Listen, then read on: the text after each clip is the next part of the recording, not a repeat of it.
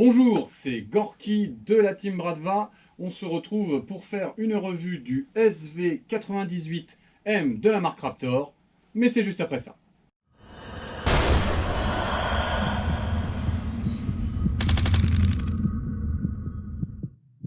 Je tiens en introduction à remercier Airsoft Entrepôt qui m'a fait le plaisir, l'honneur, l'avantage de me prêter à ma demande. C'est vrai que j'ai un petit peu insisté. Cette magnifique réplique, c'est vrai qu'elle fait plus de 1000 euros, hein. On est à 1099 euros si vous n'avez pas du tout de réduction. C'est un prix considérable, donc voilà, je les remercie beaucoup pour leur confiance. Alors avant de parler de la réplique en elle-même, je vous propose de parler du prix de cet objet, de ce petit bijou.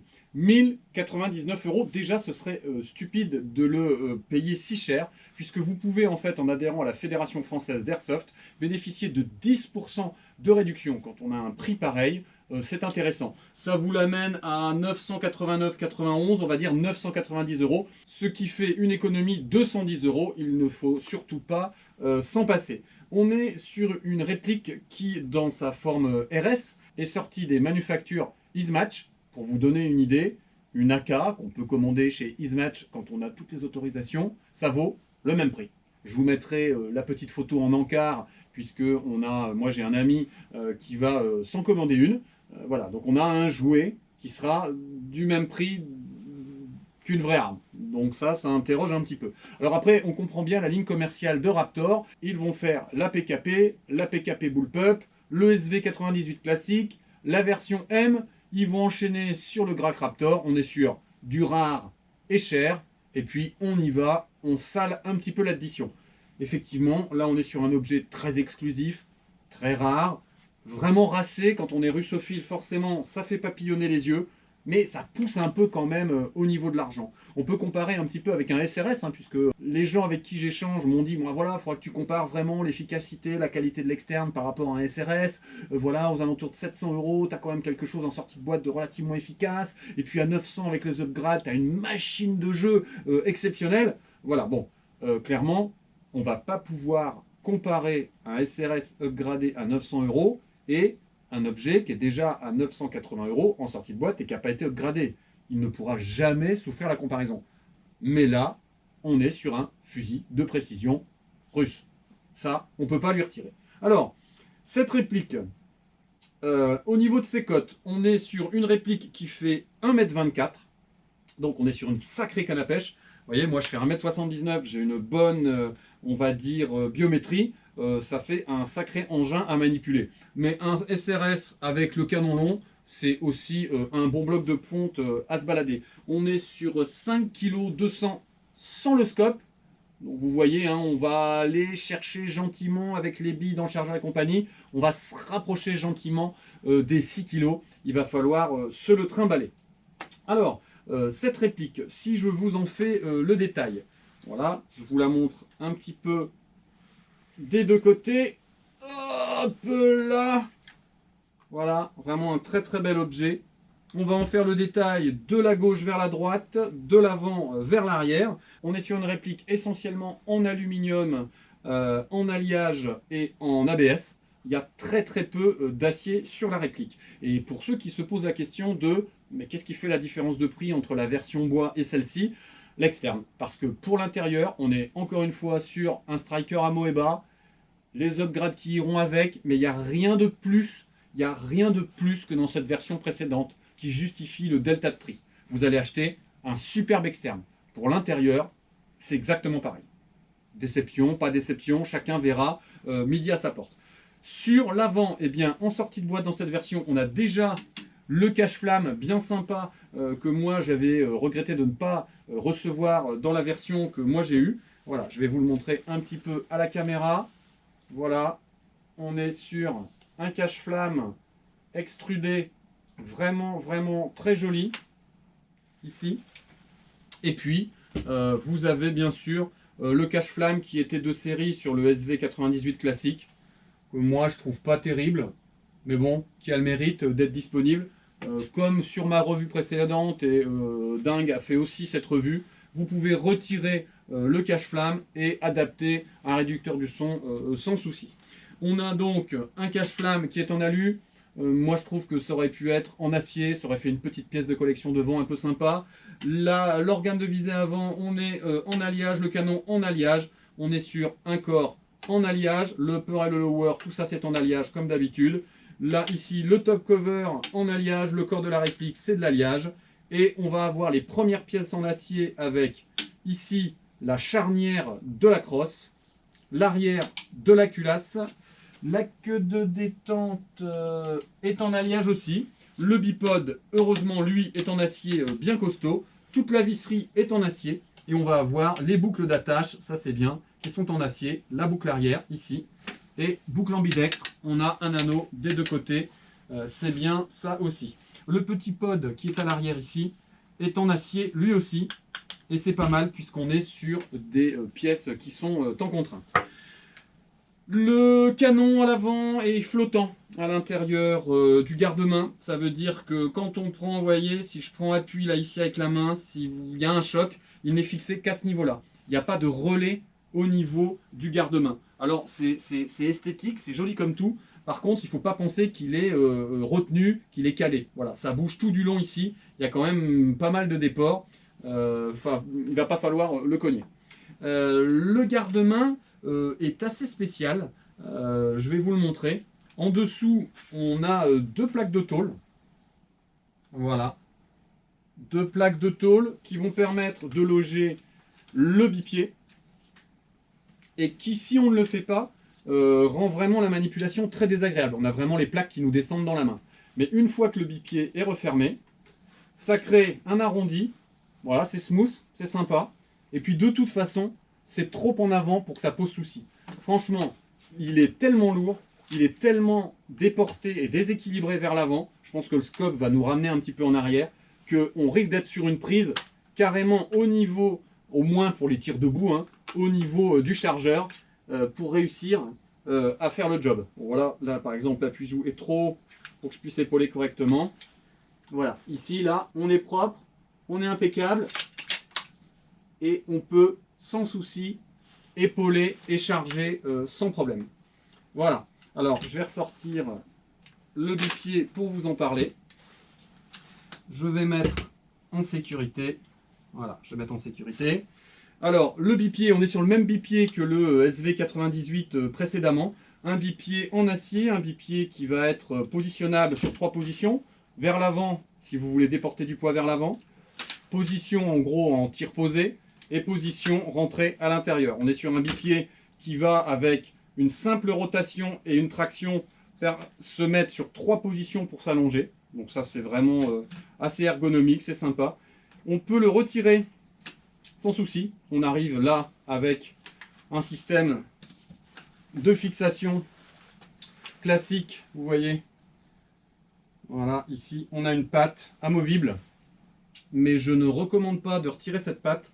Parce que je pense que là, vraiment, pour équilibrer la réplique, c'est vraiment intéressant et pour la transporter, d'avoir ce bipied. Ensuite, on continue sur cette réplique. On va avoir ici, j'avais regretté qu'il n'y ait pas d'organe de visée arrière. Eh bien, nous voilà avec un organe de visée arrière. Sauf que là, c'est un organe dummy. Donc, vous avez beau bouger la petite vis sur le côté là pour faire du tir de 100 à 600 mètres, ça bouge rien du tout. Donc bon, ben, ça vous permet de faire des petits tirs alignés, mais sinon c'est bon à éjecter, parce que ça ne sert pas à grand chose. Quand vous recevez la réplique, le bloc est mis au-dessus de l'accès du trou pour le hop-up. Voilà, le hop-up, c'est ici. On voit, il y a un petit trou, on rentre une clé Allen, et ça nous permet de régler le hop-up. Là, ici, on a le chargeur 50 coups. On est sur un chargeur qui se rentre en vertical. Donc, il n'y a pas, comme sur le SVD, à aller chercher le petit croc, ce qui peut poser problème sur certaines positions couchées.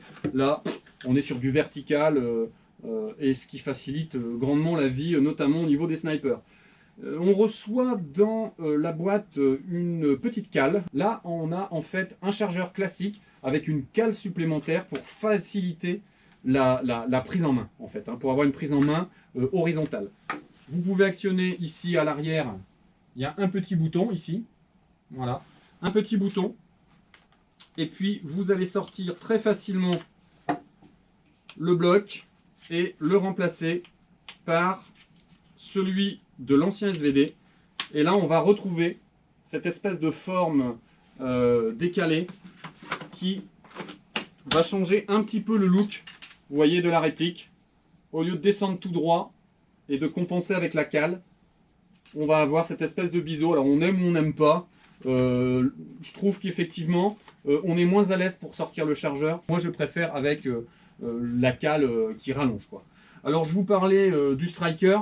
On est typiquement là ici sur la course courte classique du striker. Un fusil qui va avoir quand même une certaine résonance. Il va falloir bosser l'insonorisation. Une course courte qui fait que si vous montez un ressort de camion, vous allez vous casser le bras. Donc il va falloir bien doser au niveau de votre pneumatique. On n'a pas de dégagement de la trappe d'éjection. Ça, je trouve ça un petit peu dommage. Ça fait pas très réaliste. Mais les sensations quand on renvoie la culasse vers l'avant sont vraiment très sympathiques. Vous entendez quand même, il claque assez fort. Il va falloir bosser l'insonorisation.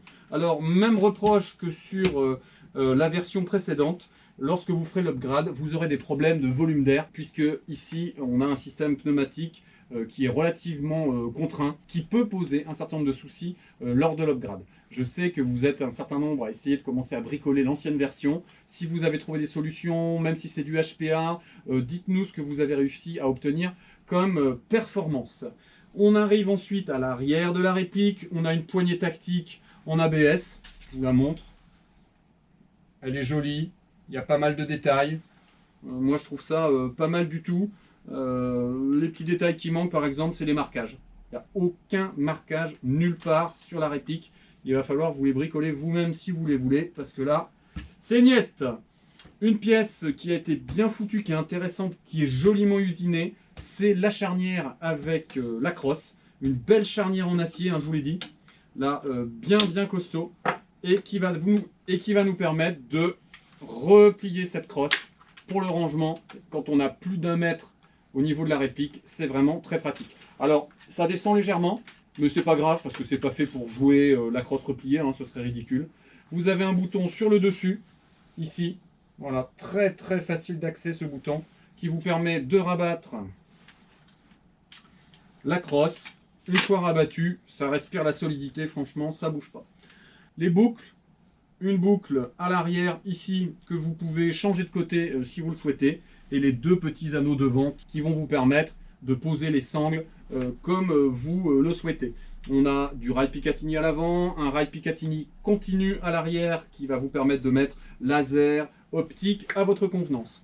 Ici, on a le réglage de l'appui-joue avec cette vis grise là. Alors on est sur un serrage à fort, à mon avis, de ce que je sens, plastique sur plastique, qui fait que si vous ne serrez pas bien, quand on tape dessus, l'appui-joue redescend. Donc si vous êtes vraiment soucieux d'avoir un super réglage, soit il faut le serrer très fort, et j'ai peur que ça pète, parce que j'ai l'impression que c'est alliage dans plastique, soit bon, il faudra régler régulièrement.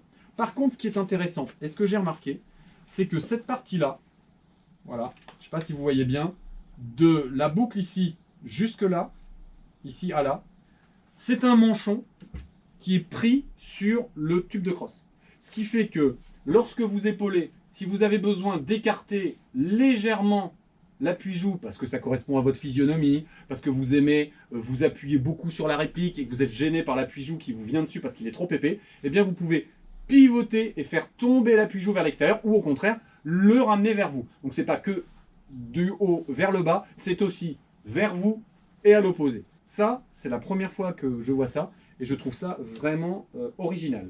On a le petit pod à l'arrière que moi je trouve mieux que le précédent, parce qu'on n'a pas le système de ressort bizarre qui faisait qu'on était obligé de le manipuler à 2 mains.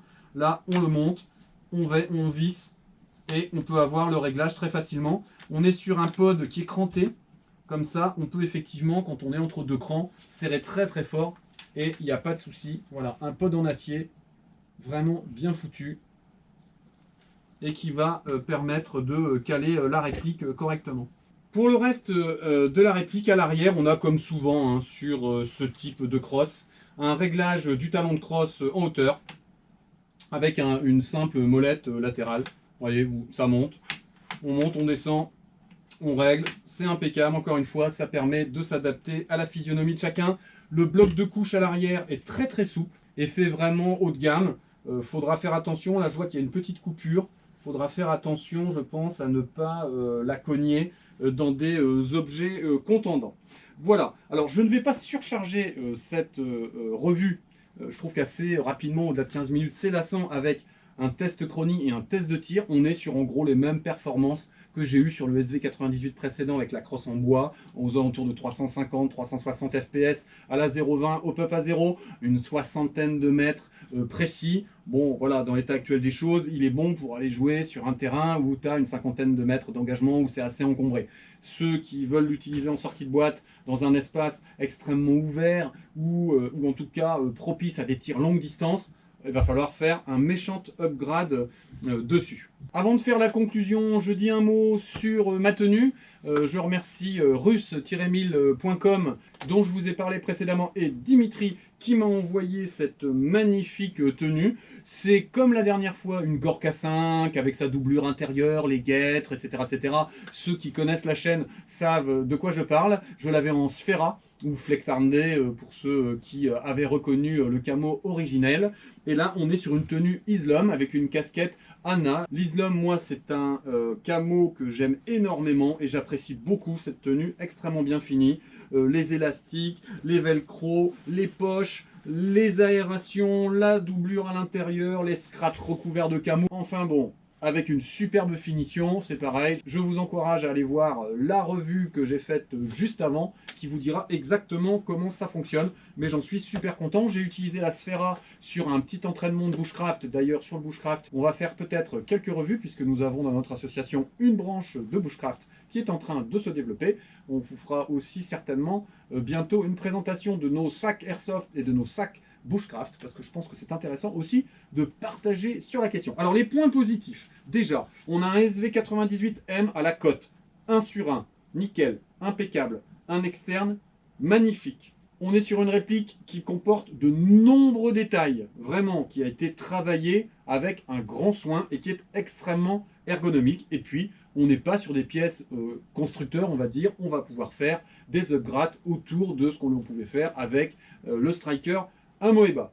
Sur les points négatifs, on a un mauvais rapport prix-performance, il est très nettement détrôné par le SRS, mais ça, voilà, il va falloir que la passion russophile l'emporte pour qu'on se porte sur ce fusil, ce que moi je peux complètement comprendre au vu des investissements que j'ai pu faire personnellement. Je regrette l'organe de visée arrière qui est dummy, factice, je pense qu'il y aurait pu y avoir un petit effort sur la question. Nous n'avons pas de marquage sur cette réplique, et clairement le volume d'air que l'on peut comprimer avec le système pneumatique qui dans cette réplique rend difficile l'obtention par l'upgrade d'une performance comparable à celle d'un SRS qui est la référence pour pas mal de monde. Voilà, j'arrive au bout de cette revue, j'espère que ça vous a plu.